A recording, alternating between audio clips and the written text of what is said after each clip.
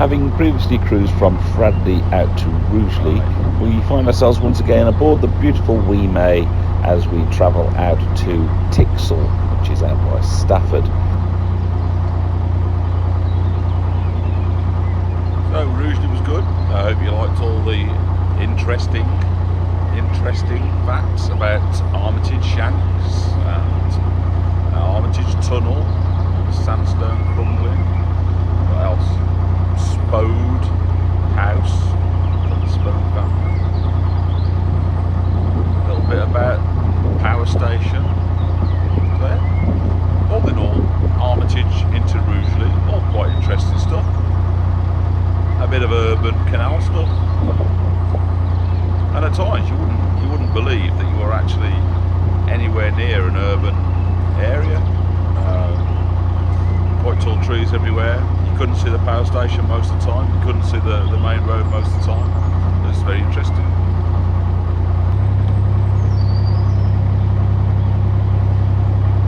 The way you wear your hat,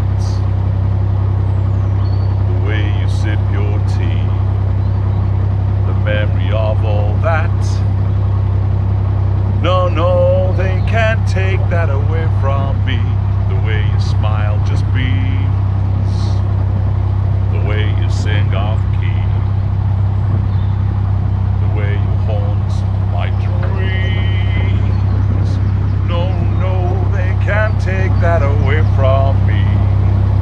You may never meet again on that bumpy road to love. Still I'll always keep the memory of the way you hold your knife, the way we dance till 3, the way you changed my life. No, they can't take that away from me.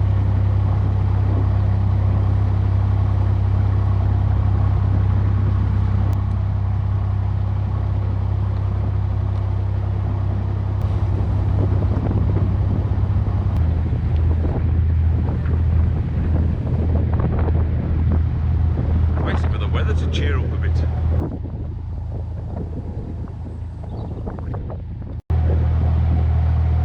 Take this stupid orange coat off then.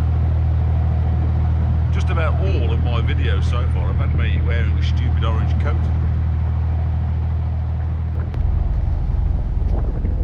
So just approaching Bridge 69 on the Trent and Mersey, and the place on the right intrigues me. Taft Wharf. When you say wharf, it appears to be more like boats sharing a farmer's field with some pigs. I'm quite sure how the boats get there. Perhaps they get there on an exceptionally high spring tide, I'm not really sure. But yeah, you'll have to take my word for it, because I didn't have my other camera on at the time. I'll try and get some pictures of this on the way back, possibly. But yeah, I can't see any machinery sort of lifting stuff or winching stuff. As is witchcraft, I'm not sure. But the old diesel boat Dexter is now in that field. It no longer supplies diesel to the passing boats. I think it's since been retired.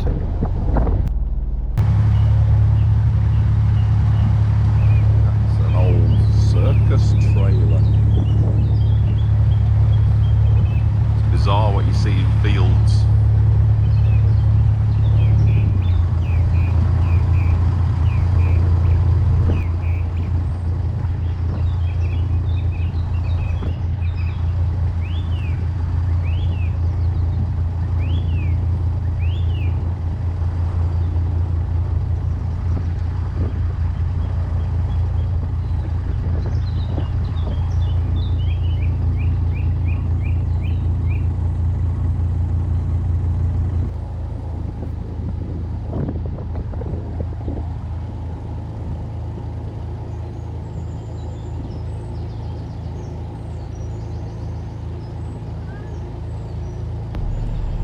I'm going to push the footage on a little bit now till we get to the next point of interest. But I am very aware that I've had several comments on other videos where people would have liked to have seen the relaxed pace for a longer duration, to just hear the birds singing and not hear me droning on or singing. And so I am going to be looking at doing a few of the virtual tour type videos, because I do want to try and give everybody a little bit of something if I can, and I'd like, you know, to read those comments to make sure that I am giving a bit more of a diverse mixture of differing styles of film. So please do give me some feedback. I love something that's constructive, and I will try my best to give you what you want.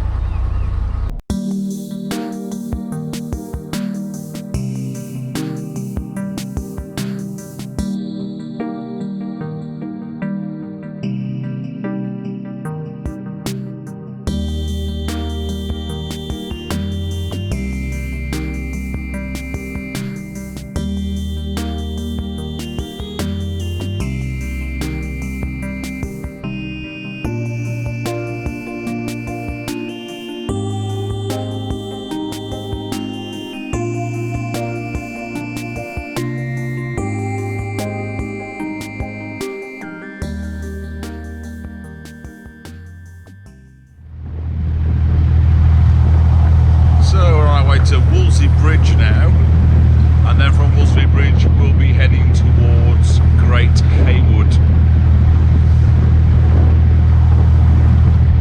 Not sure where we're going to finish up this evening, but just go where it takes us, go where the mood takes us.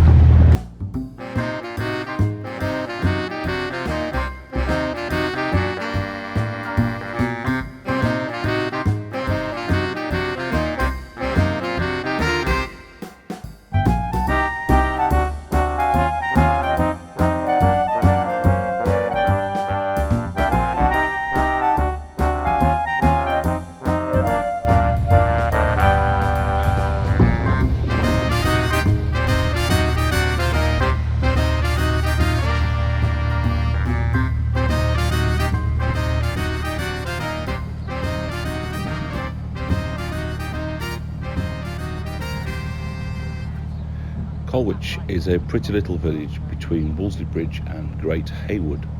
Now both Colwich and Great Haywood interestingly used to have train stations.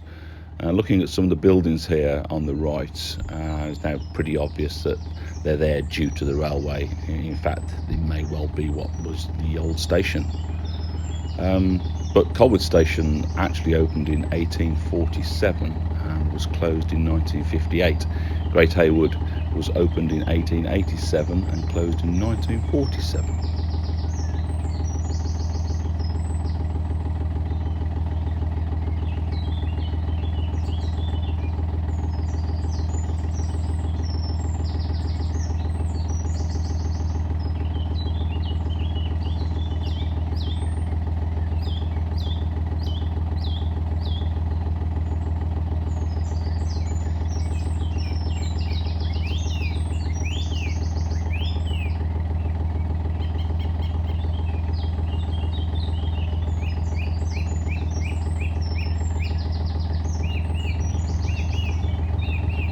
Approaching Great Haywood now, everything gets a little more ornate.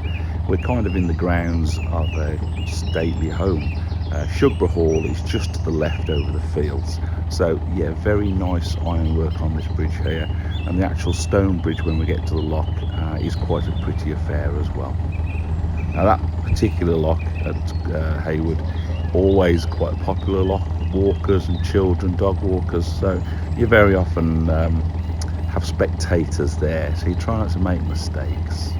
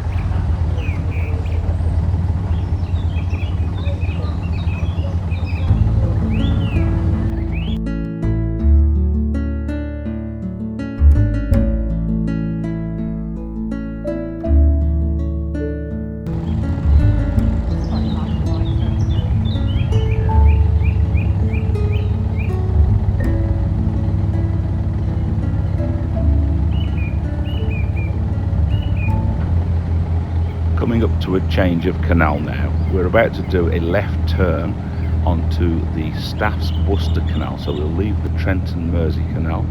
Now this beautiful bridge is actually a protected monument. It's a Grade 2 listed building. It was built in 1772 and it's listed as a graceful canal bridge of red brick with low stone coped parapets and wide elliptical arch. So I hope I don't hit it.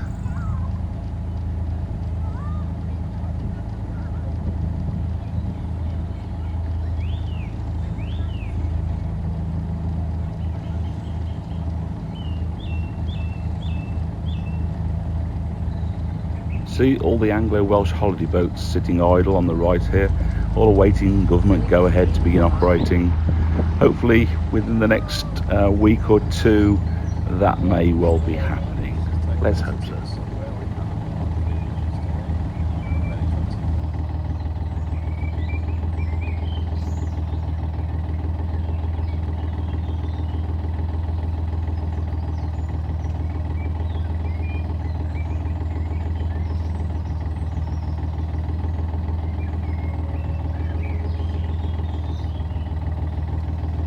And now a slow chug round to one of our favourite spots, Tixall Wide. It's just beautiful, beautiful views, good fishing. It's the perfect countryside mooring. Certainly is for us.